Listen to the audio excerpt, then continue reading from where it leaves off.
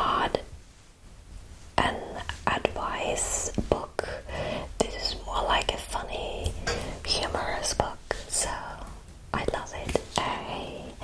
I'm still reading it, but I wanted to read it to you as well.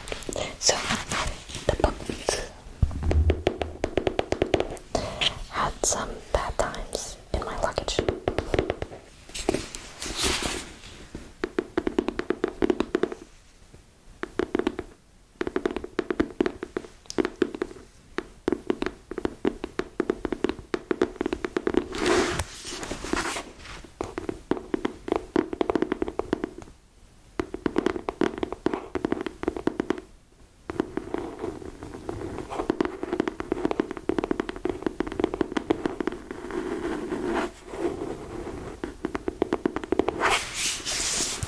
So let's start.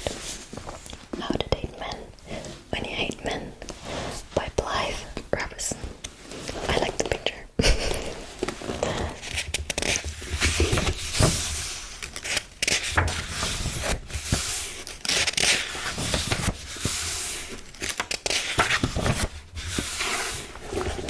For my family who should not read this book.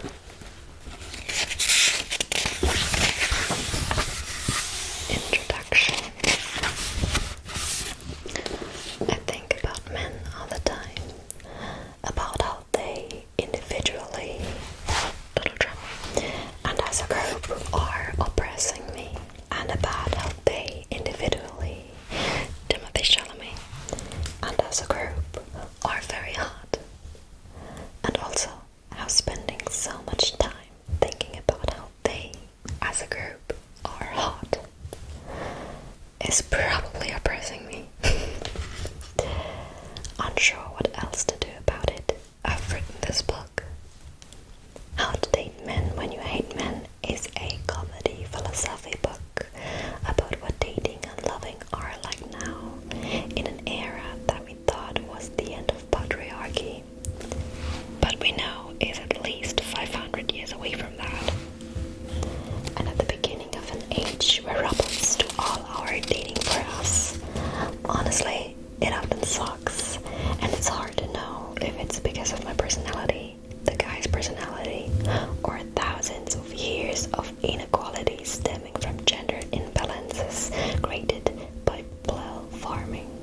This book is a loosely structured to mirror the arc of a relationship, from crushes to flirting, dating, and encountering problems, getting serious, breaking up, being single, and making art about it all.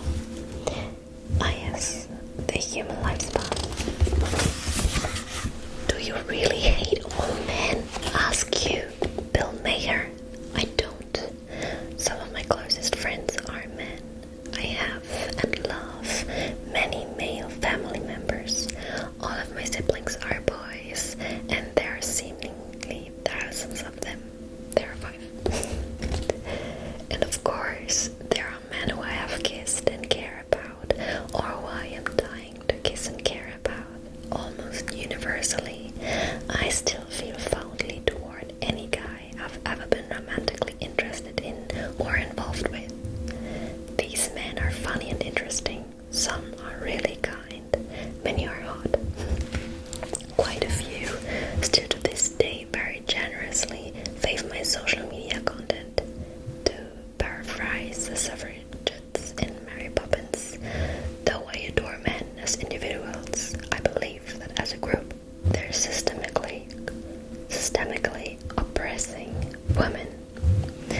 We're at a point where it's clear that patriarchy exists and that gender roles, the concept of gender even, is profoundly broken. I won't sit here and prove patriarchy to you, like my high school crush once asked me to, specifically telling me to cite more statistics and be less emotional, but more on that later. Honestly, it's not the responsibility of the oppressed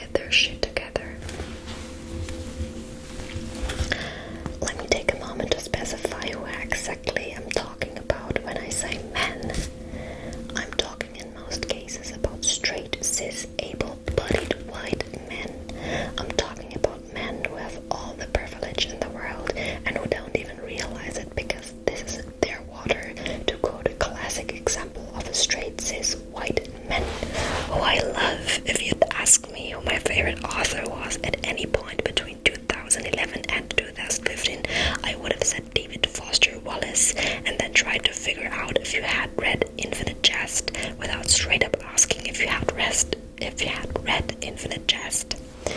There are so many different systems of privilege. Race, gender identity, sexuality, class, education, body shape, and on that all interact to affect how much power a person has and how oppressed other people are by that power. The practice of considering these various identities in context with one another is called intersectionality, a term coined by Kimberly Crenshaw in 1989. If I wrote out straight, cis, able-bodied, upper-class, college-educated, conventionally attractive white men every time I meant straight, cis, able-bodied, upper-class, college-educated, conventionally attractive white men, my book would be 1,100 pages long. It's not, because unlike straight, cis, able-bodied, upper-class, college-educated, conventionally attractive white men, I know how to edit a book. But I should also say this. I'm a white, straight, cis, able-bodied, college-educated woman. I do have a lot of privilege. This doesn't mean that I'm immune to stuff like male privilege and gender discrimination and hot boys manipulating me over text with an almost psychology experiment level of efficacy. It means that there are types of dating discrimination I have never experienced, and that what I have experienced has probably not been as bad as it would have been if my privilege were less. In this book, I write about how women are reduced to their worth as sexual bodies. This has always been worse for black women and women of color. I write about not knowing if I want to get married, but I've never had to live in a country that told me that I couldn't marry because of my sexual orientation.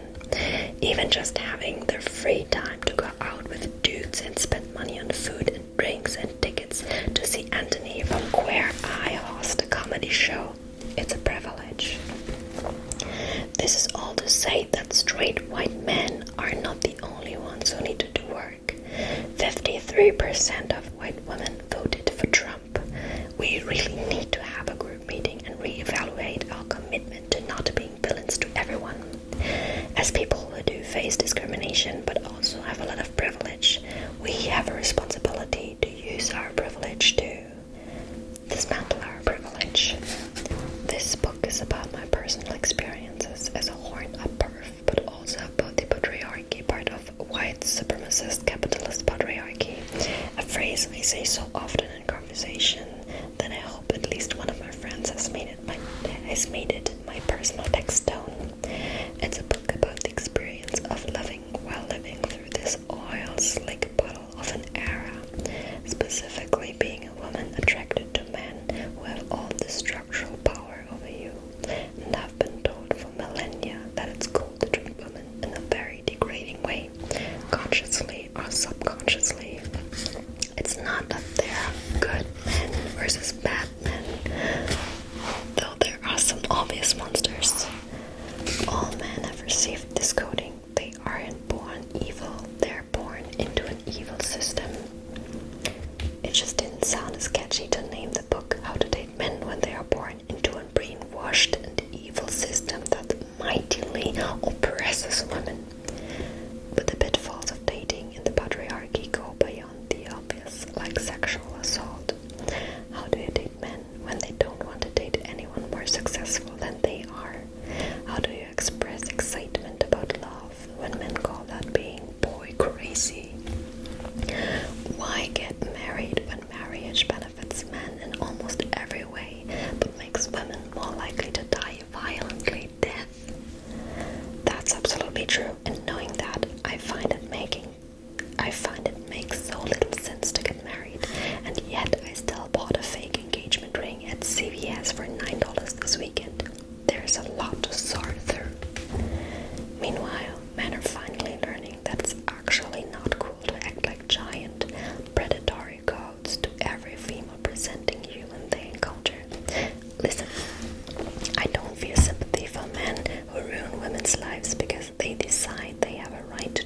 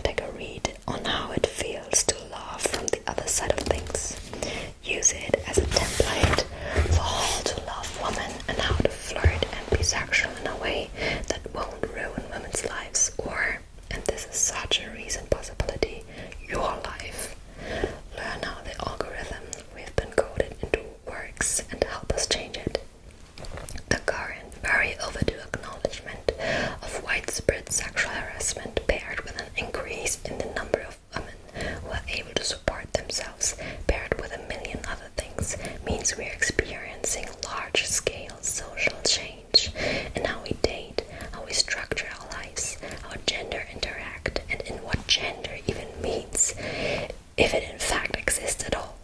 It's easy to feel confused about how dating is supposed to go and or worthless because you feel like you're not living up to the standard. But I've begun to believe we're just blindly ripping our way through giant jungle cobwebs on our way to a new world order.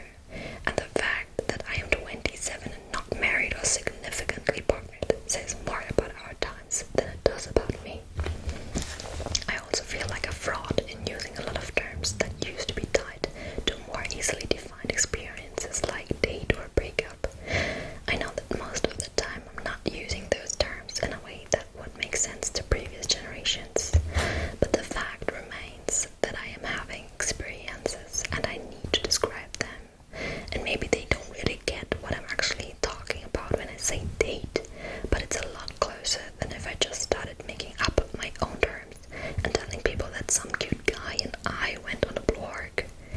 My hope for dating is higher than being able to kiss a man without both of us spontaneously combusting due to the problematicness of it all. I aim to experience romance joyful, free not just from the issues that stem from patriarchy, but from the anxiety of being a person at all. Is that possible? And what would that joyful relationship look like? So there's a lot to read more, and I'm at the first chapter. Obviously, I'm here. Interesting topics to think and talk about that are not some dude you hung out with 2.5 times but never kissed. Actually, I mean, she's so right in everything she says. She's so right, and it's so funny. And Jay's a fan of Timothy Chalamet.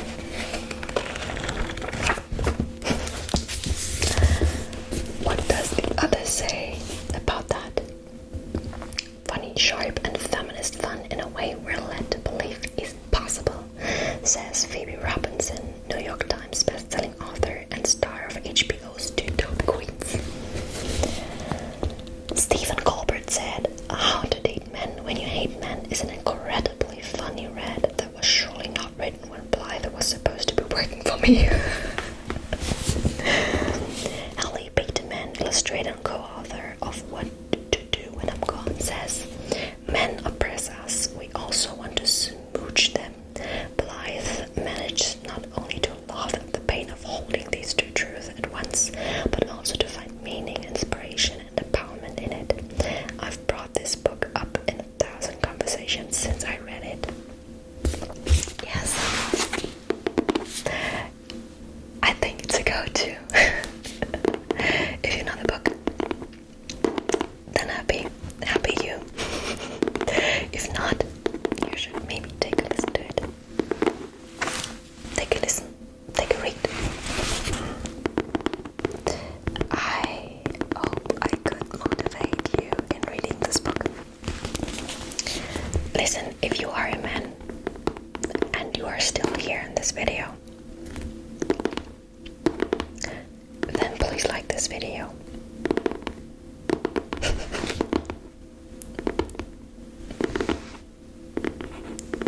And if you are a woman, comment please down below what you think of this book. I accept everyone's opinion. Yeah. So, let me know.